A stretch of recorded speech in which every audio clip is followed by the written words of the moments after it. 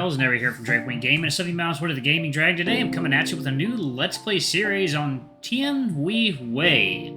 I do not know what that means, y'all, but this is a very interesting looking Chinese furry visual novel. It's got a great art style, and it looks like it's got some really awesome character design, so this is episodes 1 to 3, English translation, so I guess let's go ahead and jump into it, y'all. Alarm chain, you are up, and let's go!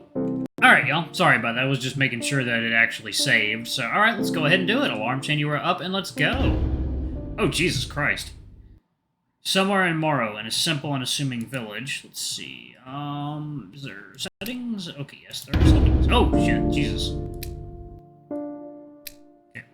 Music. 50% music. 50% sound.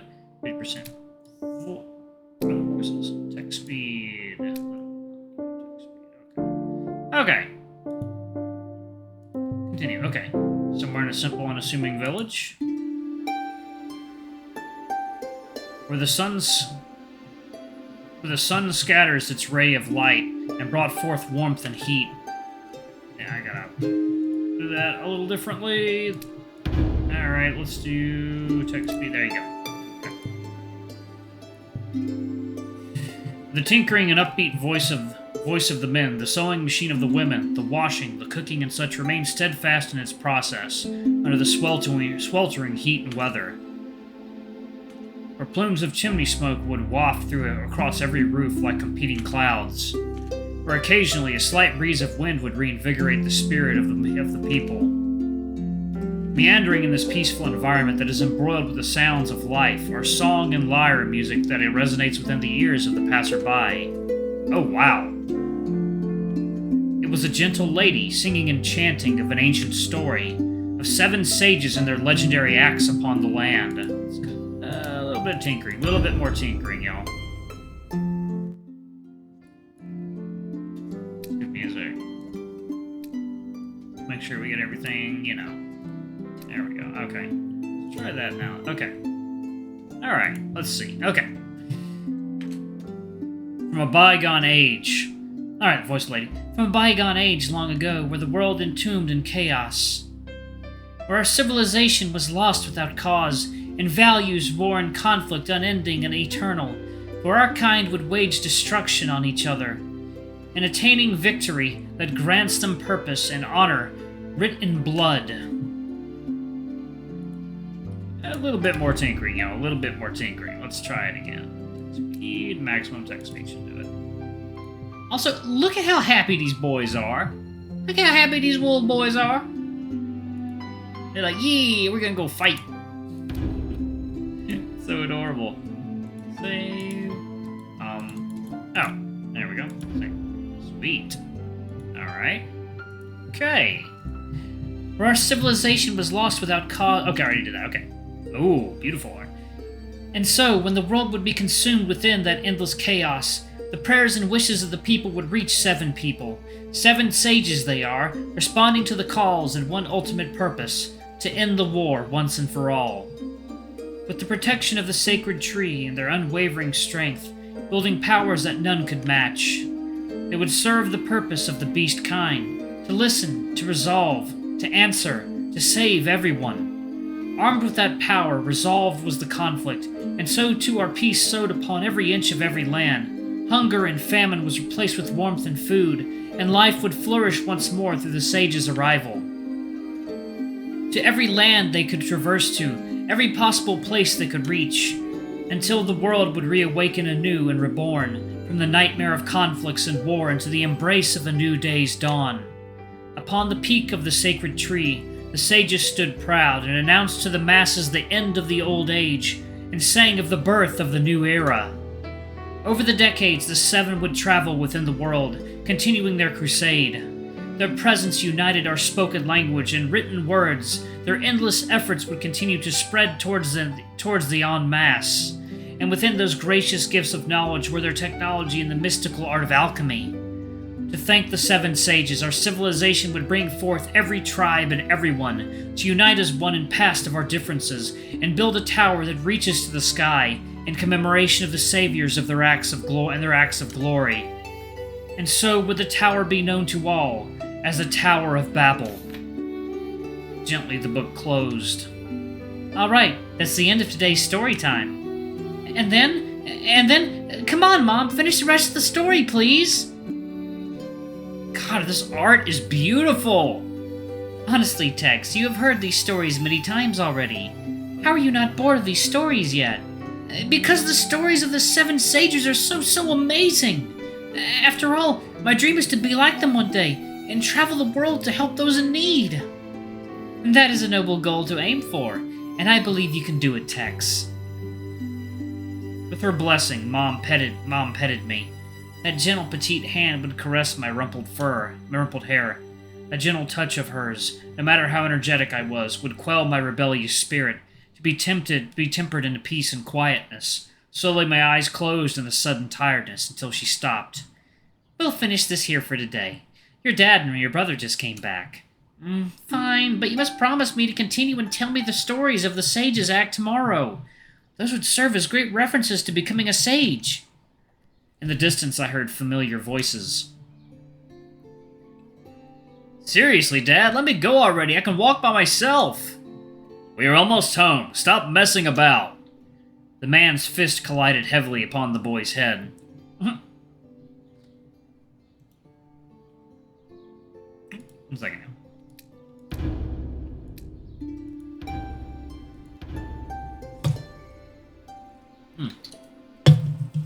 Oh, this is so damn good. Okay. Ouch, Dad! Is this how you treat your son? This is how I treat you for your disobedience in school. If you have even half of Tex's obedience and focus, it would be blessing for me. I opened my eyes and shook my head, and upon losing my sleepiness, see my dad dragging my brother over. Really, Cloud, did you fight in school again? It's not my fault. They said mean things about Mom and Tex first. Like your mom's a witch and your brother Tex is the child of a witch or something.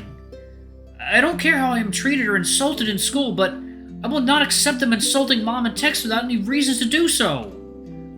You insolent child, I know you are worried about your mom and little brother, but you need to realize your own boundary when fighting. You've broken the nose of the children you fought and said you are innocent in this.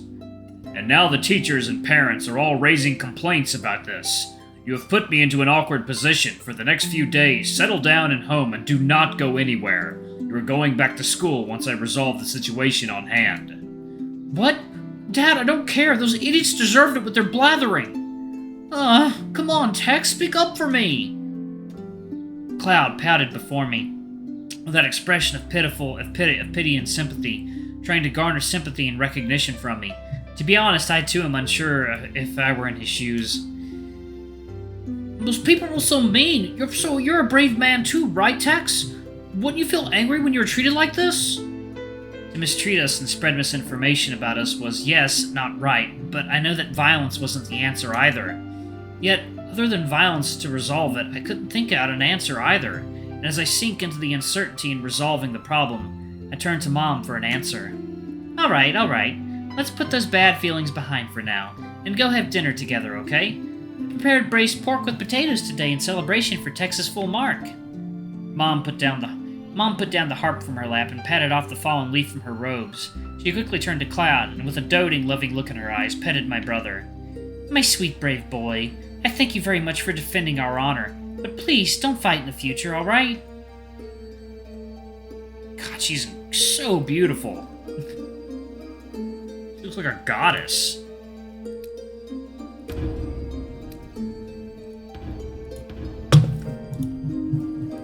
See this, guys and gals?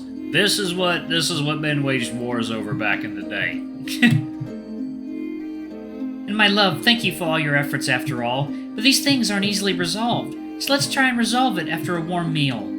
Cloud, stop running off so quickly. I promise you there is enough braised pork for both of you.